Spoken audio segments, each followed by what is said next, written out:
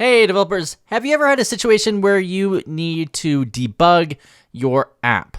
So today I am going to show you a few common ways you can use tools that you have to debug your Vue application. So we're going to take a look at Visual Studio Code. We're going to look at the Vue dev tools. We're going to also just look at some statements that you can just throw into your Vue app to start debugging. So make sure you stay all the way to the end and you'll learn all about it.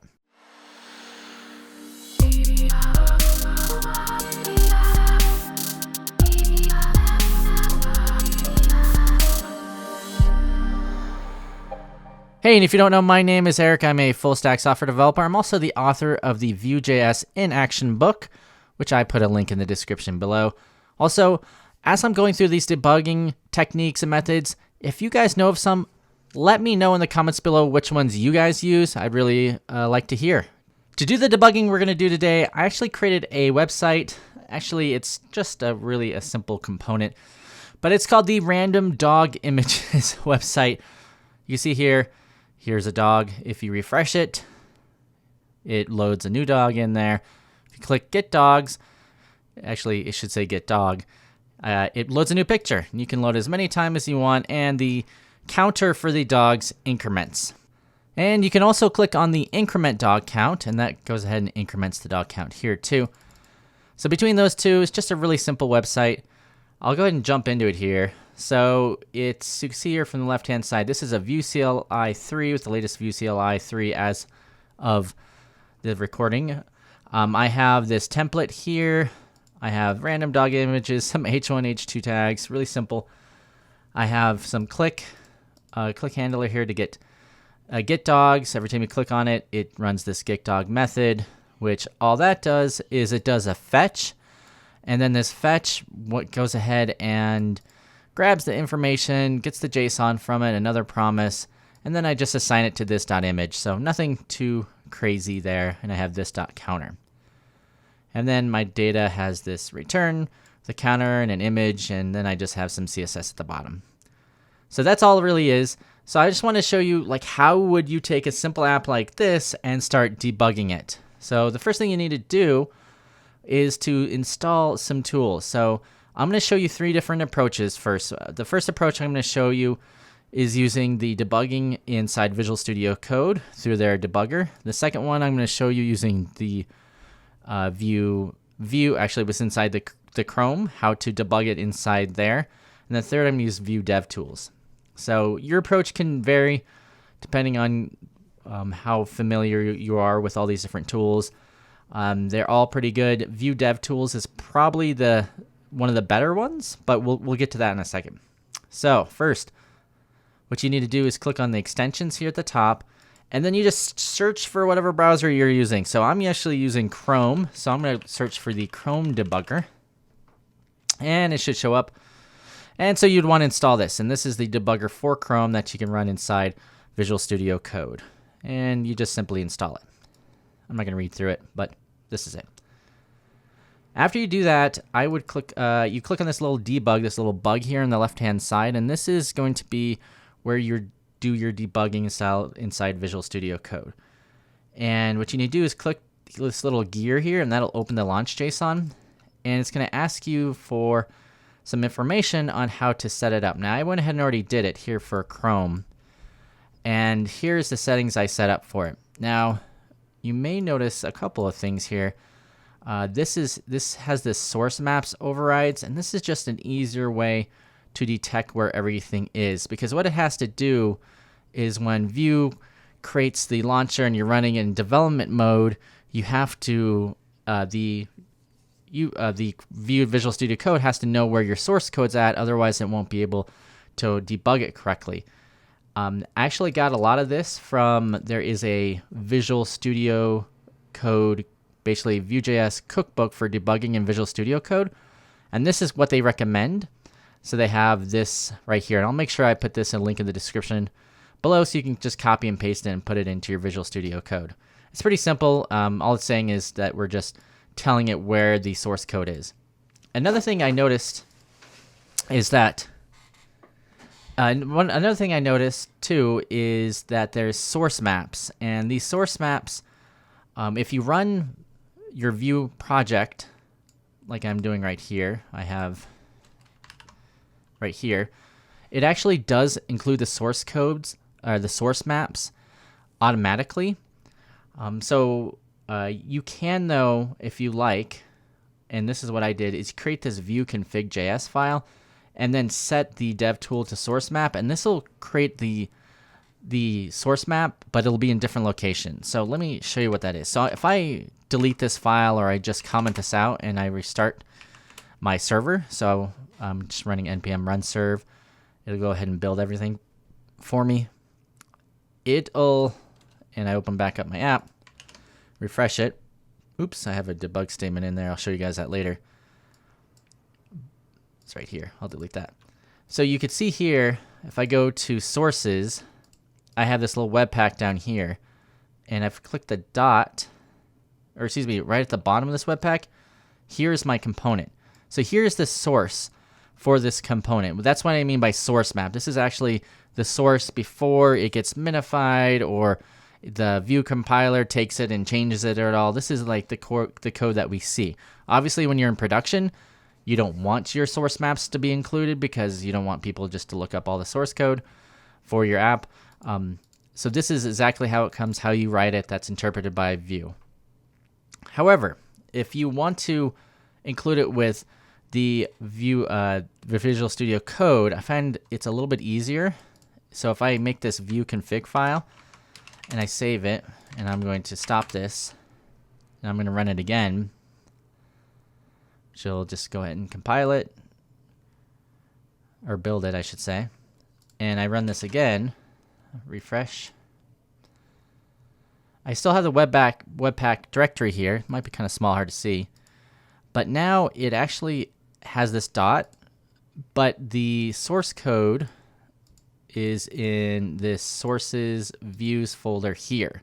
So it puts it in its own folder, what makes it a little bit easier to use and to find, I think.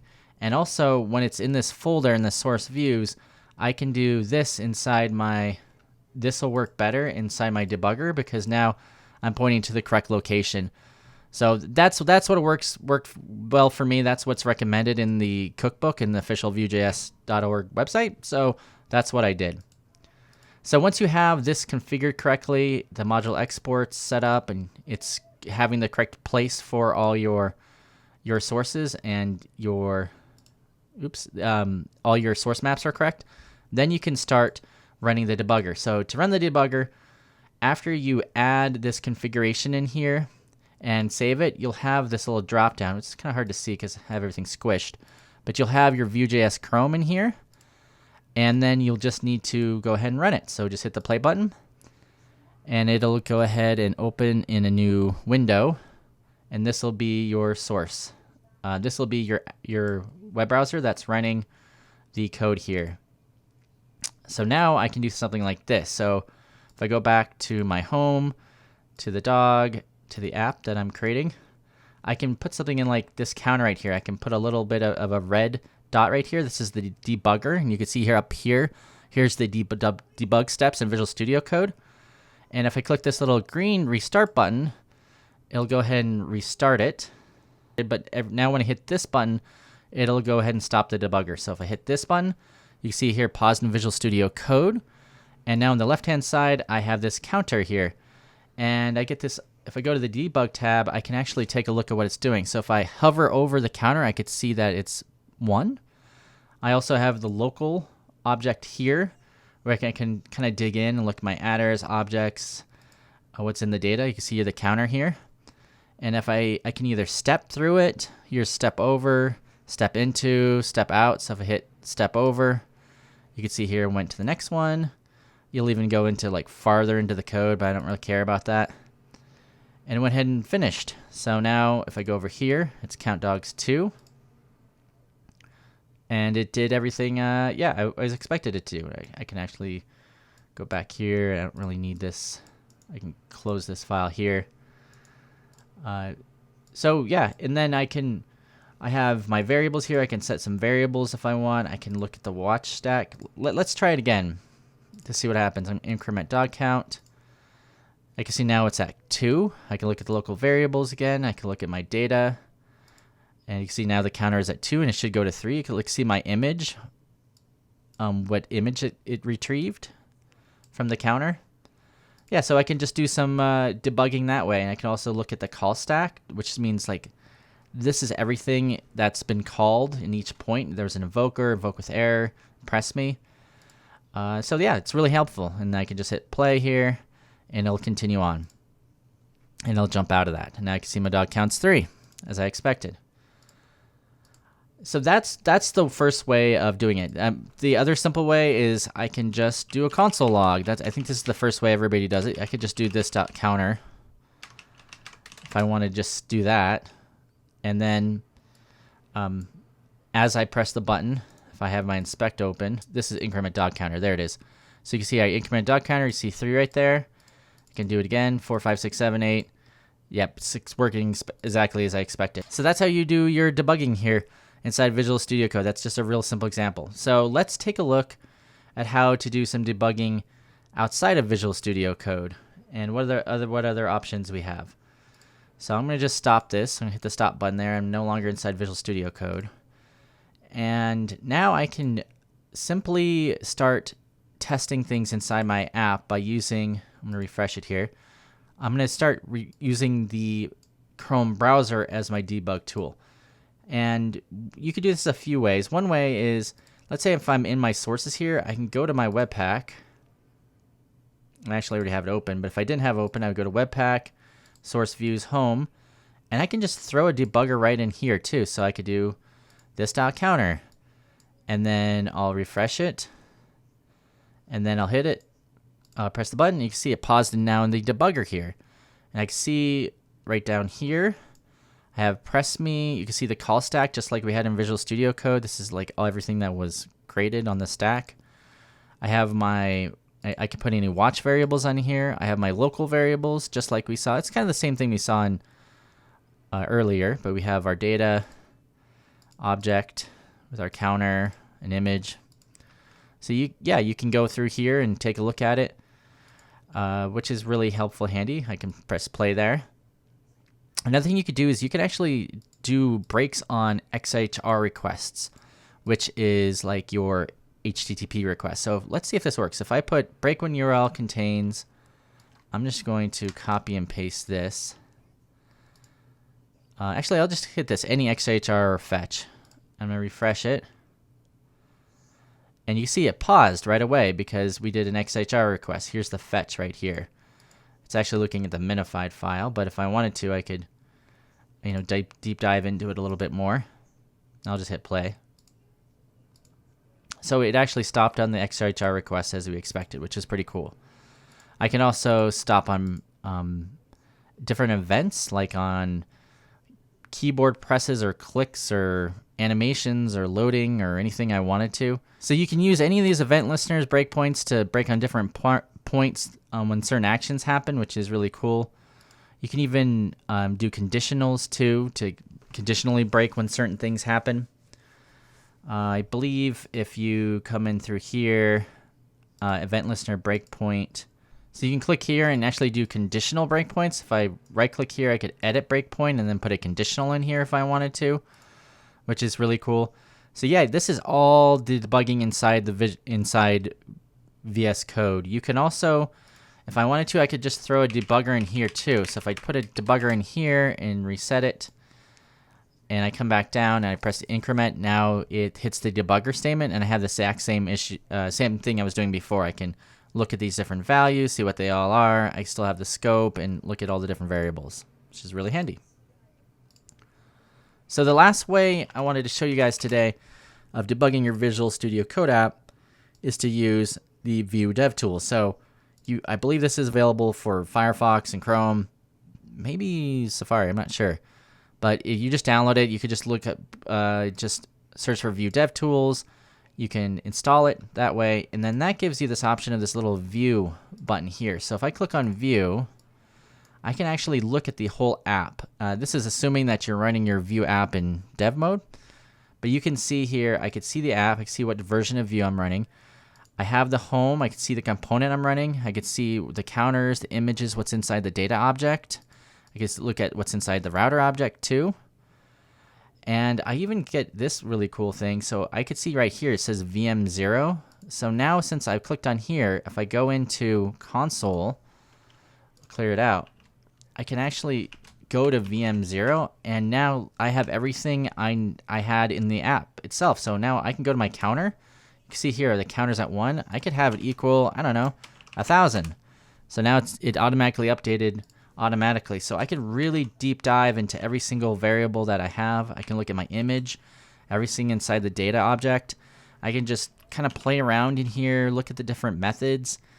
Like here's my get dog method. I can run it again. You can see here it went ahead and incremented. So it gives you a lot of ways to just jump into the console and start playing with things and really figure out. You also have this whole Vuex. So if you have a Vuex store, it'll show it in here. I think you can do some manipulation. You can like filter different events. You can look at performance. You can even do some settings on it. You can have a light theme or dark theme, anything you want here. You can also reload it.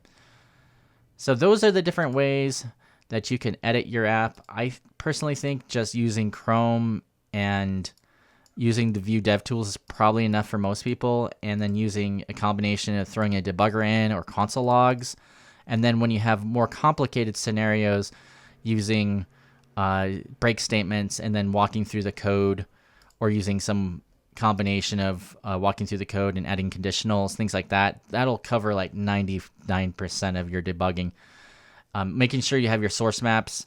I think having that configuration of the source maps inside this Vue config file, I think makes it a little bit cleaner, since now it's in this its own folder under Webpack instead of in the root folder. I think that makes it a little easier too, but your mileage may vary. So that's a quick review on the different types of debugging in Vue. I'd love to hear how you guys debug your apps. Leave a comment below. And by the way, if you've gotten this far to the end, I just want to say thank you for watching. I really appreciate it. Some of you guys have been asking about Vue 3.0, and they just released a plugin, so we can start testing out Vue 3.0 with this plugin using the setup function, the new function API. I'm gonna be taking this website, this really simple component, and converting it over using the function API in my next video. And I'll probably add a few more things. I'll probably add some props in and a few other things, maybe a computed property, maybe a watcher, to give a little bit of a better example. But stay tuned for that. I really appreciate it. Thanks for watching. Bye.